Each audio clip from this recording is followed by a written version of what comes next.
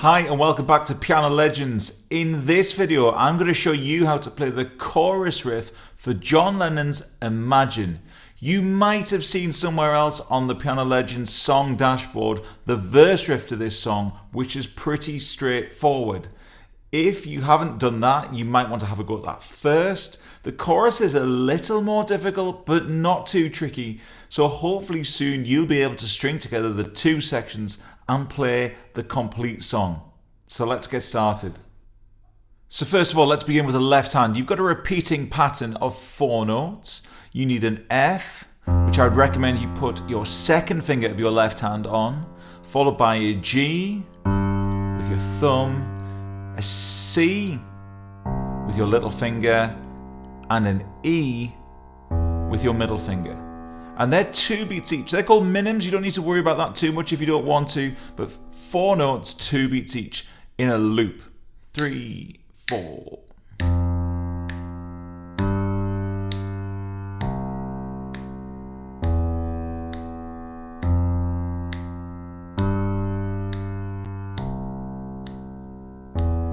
Bar 5.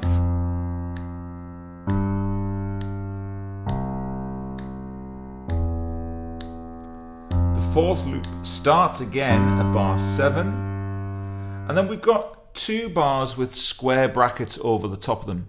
The idea behind this is that the first time you get there, if you want to go back to the verse, which is what happens when the chorus arrives for the first time, you would use the music that's underneath the first square bracket. You'll quite often in music see that with a number 1 underneath the bracket as well. We haven't used that here, just to give you an idea of how the concept works.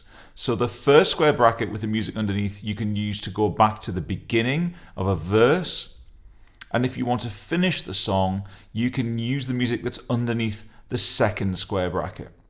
So in the left hand, underneath the first square bracket, we have got a little bit of an awkward stretch. It's quite an unusual awkward stretch, this, and is probably the trickiest part of how to play this tune. So your left hand starts with 2 C's that are an octave apart. That's not too bad. But then after that, we've got a big stretch down to a bottom G. Now, when we have these big stretches, you don't need to hold on to both notes at the same time. They're one after each other. So don't feel like you actually have to be able to stretch to both. As you can see, even though I've got quite a big hand, I'm struggling to get that stretch. So the idea is that you just get there as soon as you can. You stretch down and then move your hand. So a bit of a stretch in your hand and then move. One little way that you can get around that, if you have a sustain pedal on your piano or keyboard, on this software, when a sustain pedal goes down, it turns the note light blue rather than dark blue. So one little trick, and this is a bit tricky, so if you find this hard, don't worry about it. You don't need to use the pedal. If you're at the stage where that's just too many things to think about, don't worry. So once I've played the highest C, the second note in bar 8, I can nudge the pedal down, which holds the note down whilst I move my left hand. But as I say, if you don't have a sustain pedal, don't worry about that, or if that's just too many things to think about. So this left hand pattern involves alternating with this higher C and changing the bottom note each time. Like that. 3, 4.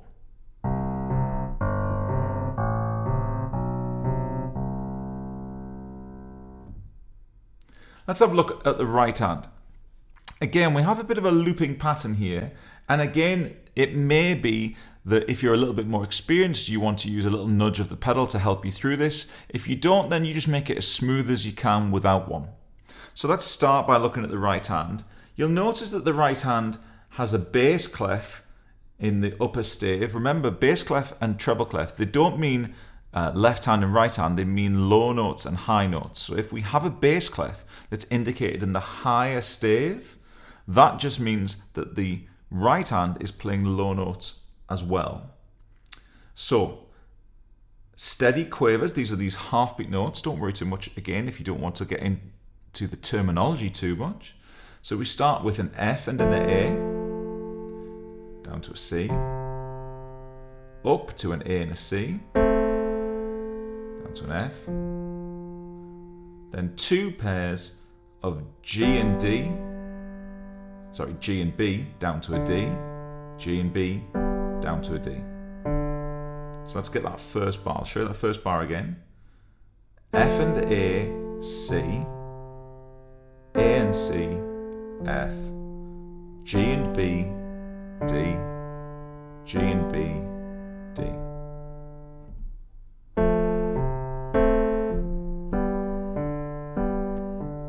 Might take a little bit of a practice to get that correct.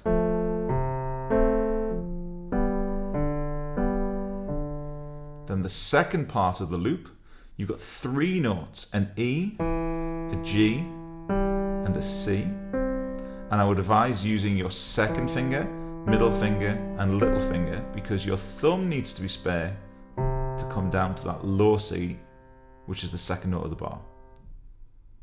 E, G, and C, down to a C. Then E, G, and B. And I would now keep the second finger on the E, keep the middle finger on the G, but now you've got a 4th finger on the top. If that's a little bit of an awkward stretch to have those 3 notes on those 3 fingers, don't worry about it. It is a little bit of a stretch, that one. You're not going to be there for very long because you're quickly going to replace that with just a little C on its own. So let's do those 4 sets of notes now at the start of bar 2. Do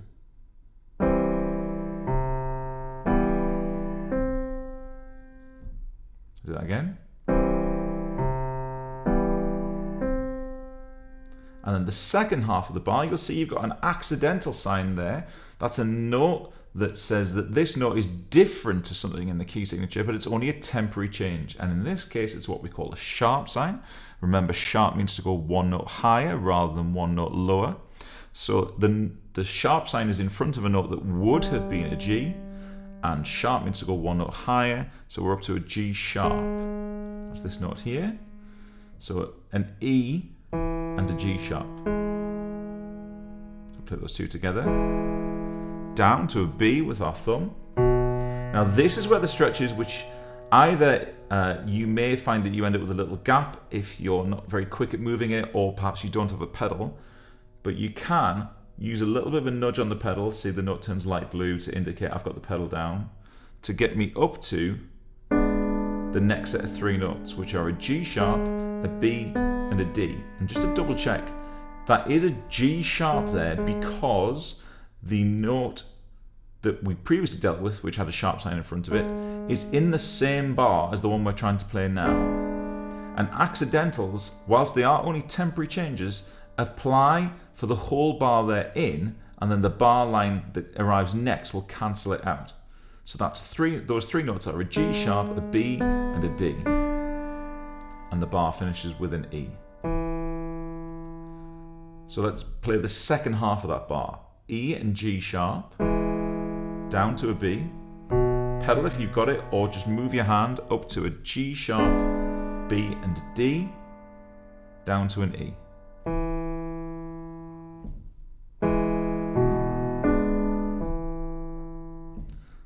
So the full 2-bar pattern, and don't worry if this takes a little bit of practice, the full 2-bar pattern sounds like this. 3 and 4 and.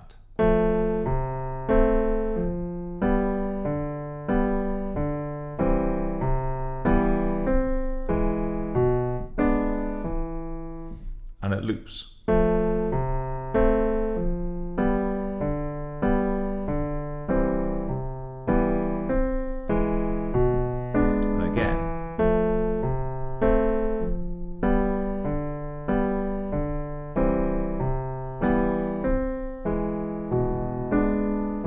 Again, the 4th loop starts, and even if you're doing the first bar or the second bar, so the first bar, remember, is if you're going to loop back to the verse, and the second bar is if you're going to end in the right hand at the same thing, an E, a G, and a C together.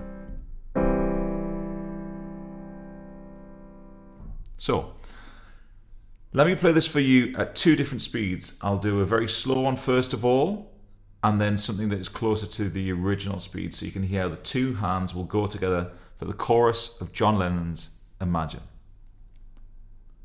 1 and 2 and 3 and 4 and.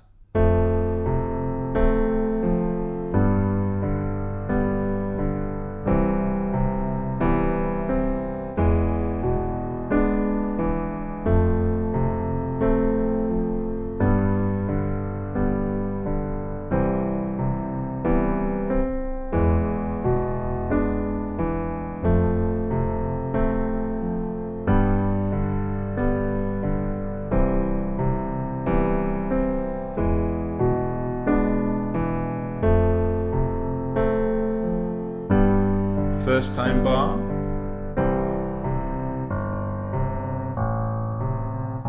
and then you go back to the verse.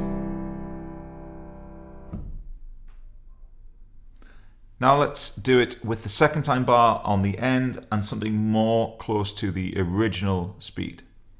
2, 3, 4.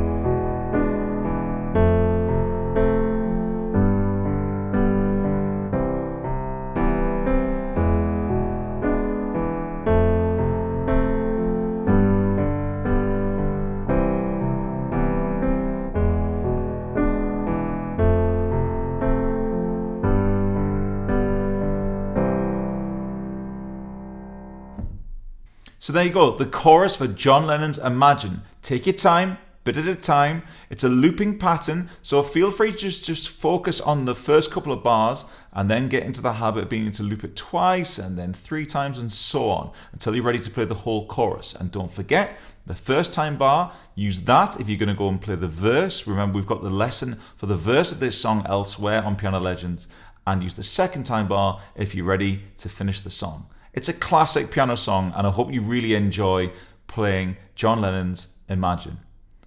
I'll be with you very soon with more songs on Piano Legends.